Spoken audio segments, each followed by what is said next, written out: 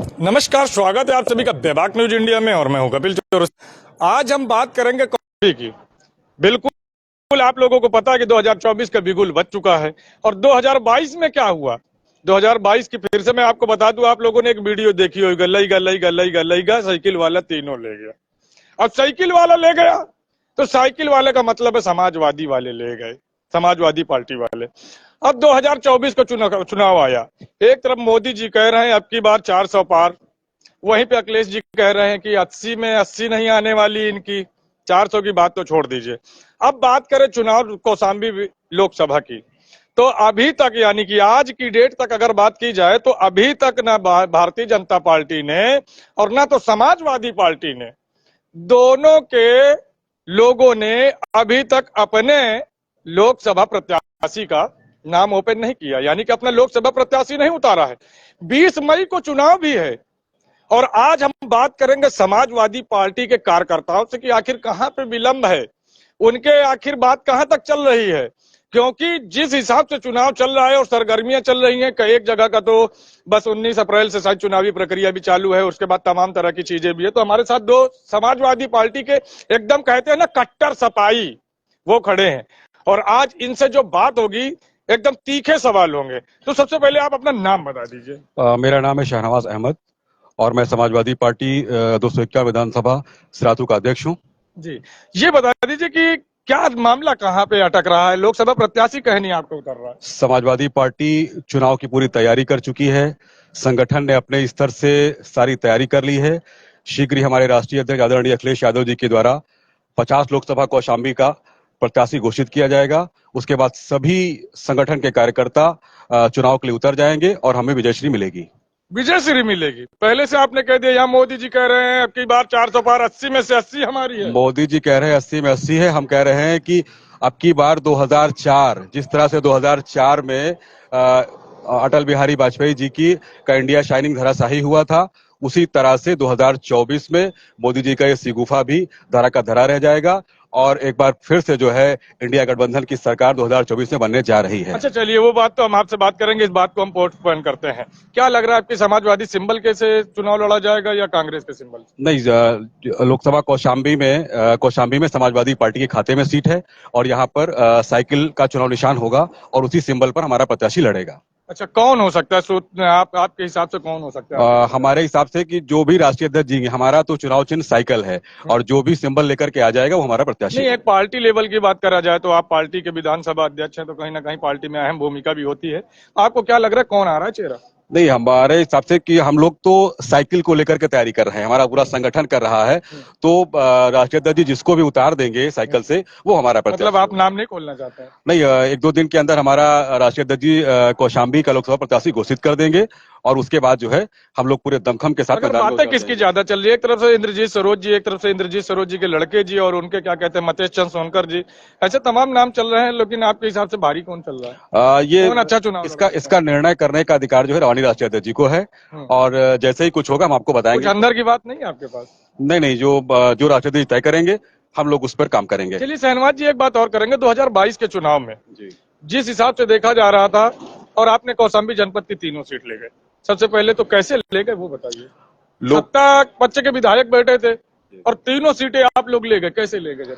हमारे संगठन की बदौलत हमने कौशाम्बी में जो हमारे कार्यकर्ताओं ने मिलकर एक बड़ा संगठन तैयार किया है। हमारे पास हमारा मेन संगठन है, हमारी मेन बॉडी है, उसके साथ हमारे 16 फ्रंटल संगठन है। सबकी अपनी अपनी टीम थी और सबने मिल करके एकता के साथ जो है तीनों विधानसभा सीटों पर काम किया, बूथों पर काम किया। हमारे जो बूथ रक्षक रहे, जो हमारे बूथ के एजेंट रहे, उन लोगों ने अपनी जिम्मेदारी निभाई और इस तरह से हमने जो है विजयी प्रत्याशियों को हरा करके विजयश्री प्राप्त किया। एक तरफ से देखा जाए तो राज्य में उत्तर प्रदेश की सरकार में भारतीय जनता पार्टी की सरकार रही, तीनों विधायक यहाँ के जो है भारतीय जनता पार्टी के थे, सांसद जी भी भारतीय जनता पार्टी के थे, लेकिन बड़ी आसानी से तीनों सीट। क्या लग रहा है आपको, कैसे ऐसे संभव हुआ?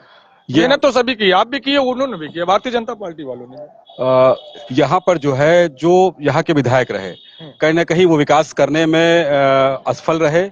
उनके द्वारा ऐसा कोई काम नहीं किया गया कि जिसके द्वारा जो है यहाँ के युवाओं को लाभ मिल पाता, यहाँ के किसानों को लाभ मिल पाता, यहाँ का जो बेरोजगार युवा है उसको नौकरियां मिल पाती। इसलिए जो है लोगों ने परिवर्तन करने के लिए वोट दिया और उनके कामों को नकारा। भारतीय जनता पार्टी तो दावा कर रही है हमने बहुत विकास कर डाला, सबका विकास सबका साथ। कहाँ विकास दिख रहा है आपको?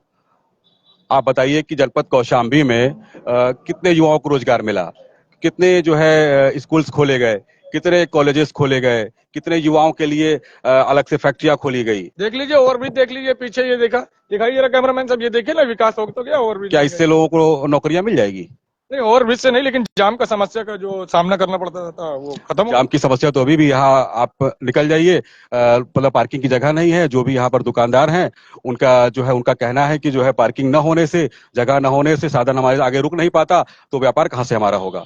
ऐसा बिल्कुल। अगर बात किया जाए विकास की, भारतीय जनता पार्टी लगातार दावा करते जा रही है कि विकास विकास विकास, हमने विकास बहुत किया, तो आपको कहीं पे नजर आए? अगर कहीं विकास दिख रहा हो तो आपको दिखाएं। हम बगल में हमारा स्टेशन रोड है, गड्ढे से भरा हुआ है, और हमने आपके ही पुराने वीडियोस में देखा है। उसको यहाँ से वहां तक देख लीजिए, आपको विकास दिख जाएगा।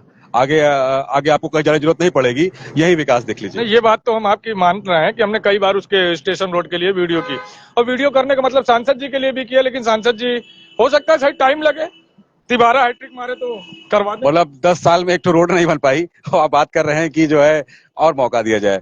इस बार कौशाम्बी की जनता उनको बिल्कुल मौका नहीं देने जा रही है, और उन्होंने जो विकास नहीं कर पाए हैं, जो काम अधूरे कर पाए हैं, जो समाजवादी पार्टी का सांसद आएगा वो इस काम को पूरा करके दिखाएगा।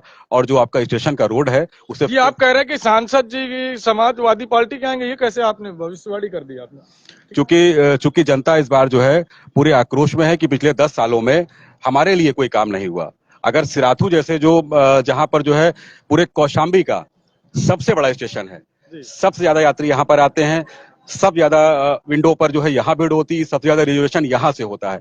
अगर यहाँ का स्टेशन जो है सुविधाओं के अभाव में जो है बदहाल है, तो आप समझ सकते हैं कि जो है कितना विकास हुआ होगा। अगर बात किया जाए समाजवादी पार्टी या भारतीय जनता पार्टी से हटकर, तो सांसद तो सभी के लिए होते हैं, जो जिसको जनता ने मतलब चयन कर लिया वो सांसद हो गए। अगर आप एक व्यक्ति का जीवन है, एक पार्टी के कार्यकर्ता ना हो के अगर बात किया जाए, तो सांसद विनोद सोनकर जी आपको कैसे लगे?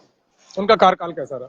कार्यकाल का अगर युवा बदहाल है, युवाओं को नौकरी नहीं है, स्टेशन का ये हाल है, कोई हमें यूनिवर्सिटी नहीं दिखती यहाँ पर। पहले कहा था कि हम जो है यहाँ का प्रोडक्ट को जो है बाहर विदेश ले जाएंगे, यहाँ का अमरूद जो है विदेश जाएगा। कहाँ गया भैया विदेश अमरूद? वो सब कुछ तो यहीं का यहीं है।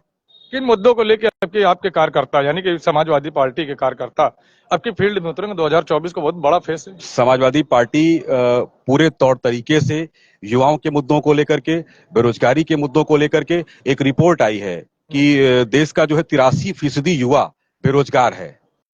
तो हम इस मुद्दे को लेकर के जा रहे हैं कि कैसे युवाओं को रोजगार मिले, कैसे उनको नौकरियां मिले, कैसे उनके सामने जो आर्थिक संकट है वो दूर हो। चलिए बात करते हैं, एक भाई साहब और खड़े हैं। नाम क्या है, जरा नाम बता दीजिए। मोहम्मद राशिद। राशिद जी, जरा ये बता दीजिए कैसा रहेगा, आपकी बहुत बड़ी चुनौती है आपके लिए, क्योंकि आपकी जो विधायिका जी हैं पल्लवी पटेल, कहीं ना कहीं उनका भी सपा समाजवादी पार्टी से गठबंधन टूट गया है। 2022 में देखा था आपने? देखा है, बहुत अच्छे ले गया साइकिल वाले 3 ले गया, आप ही लोगों ने वीडियो वायरल। 2024 में वही होगा। यहाँ तो एक ही सीट है 2024 में। लेकिन एक बात कही जाए तो आपकी जो विधायिका है पल्लवी पटेल, उनसे भी सपा का गठबंधन टूट गया। उन्होंने पीडीएम क्या कहते हैं असदुद्दीन ओवैसी जी के साथ अपनी पार्टी बना ली।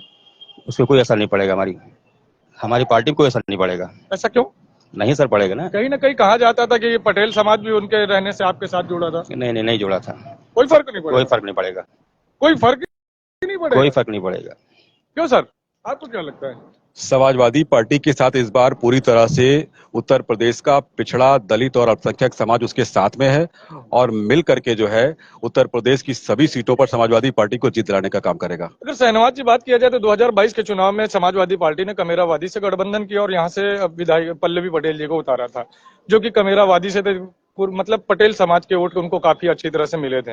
क्या लग रहा है, वो तो अब तो गठबंधन से अलग होगी समाजवादी पार्टी से, तो थोड़ा सा रास्ता कठिन नहीं होगा? जो पिछड़े समाज के जो भी हमारी जातियां हैं, उन सारी जातियां ये समझ रही हैं कि कहां से उनके बच्चों को नौकरियां मिलने वाली हैं, कहां से उनके बच्चों को अच्छी शिक्षा मिलने वाली है, कहां से हमारे किसान भाइयों को जो है न्यूनतम एमएसपी मूल्य मिलने वाला है। इन सारे मुद्दों को ध्यान में रख करके जो पिछड़ी जातियां हैं उन समाज का सारे समाजों को हमको वोट मिलने जा रहा है। आखिरी सवाल करेंगे शाहनवाज जी, अगर समाजवादी पार्टी का गेस्ट में पल्लवी पटेल जी जो यहाँ से विधायिका हैं, अगर वो अपना प्रत्याशी उतारती हैं, मतलब असदुद्दीन ओवैसी जी के साथ गठबंधन में, क्या लगता है क्या माहौल बदलेगा कुछ समीकरण? कोई माहौल नहीं बदलने वाला। इस बार उत्तर प्रदेश के अंदर पूरी तरह से हमारा पिछड़ा, दलित और अल्पसंख्यक समाज पूरी तरह से समाजवादी पार्टी के साथ खड़ा हुआ है और मजबूती के साथ चुनाव लड़ करके सभी सीटें जीतने जा रहा है। लेकिन पल्लवी जी तो पीडीएम लिया है ना, पिछड़ा, दलित और मुसलमान।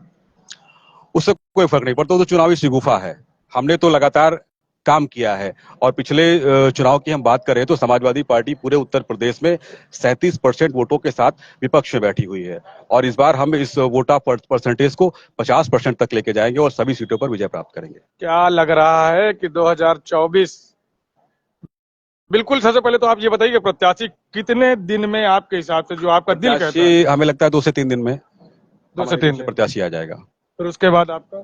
उसके बाद जो है हम लोग पूरी ताकत से अभी भी काम कर रहे हैं, लेकिन फिर पूरे हमारे जो संगठन है वो मिलकर के कहीं ना कहीं, अगर आप बुरा न माने तो एक बात कहते, इतनी आसान डगर लग नहीं रही, क्योंकि अभी तक तो आपको भारतीय जनता पार्टी के अलावा अब अपने ही लोगों से लड़ना पड़ेगा। नहीं, हमें कोई लड़ाई नहीं लड़नी पा रही, हमारे सभी साथी तो हमारे साथ हैं। नहीं, पल्लवी पटेल जी जा रही हूँ, अगर वो अपना प्रत्याशी उतारेंगे तो उसका कोई फर्क नहीं पड़ेगा, कोई फर्क नहीं पड़ेगा। तो आपने देखा कि हमारे साथ विधानसभा अध्यक्ष, कौशाम्बी जनपद के जो सिरातू विधानसभा अध्यक्ष थे और नगर अध्यक्ष थे, दोनों समाजवादी पार्टी के कार्यकर्ता हैं और काफी अच्छे कार्यकर्ता हैं, अच्छी पैठ के साथ है इनकी। इन्होंने बड़ी बेबाकी से अपनी राय रखी। आप भी अपनी राय जरूर रखें कमेंट्स के माध्यम से। वीडियो पसंद आई हो तो चैनल को सब्सक्राइब करें। जय हिंद, जय भारत, भारत माता की जय।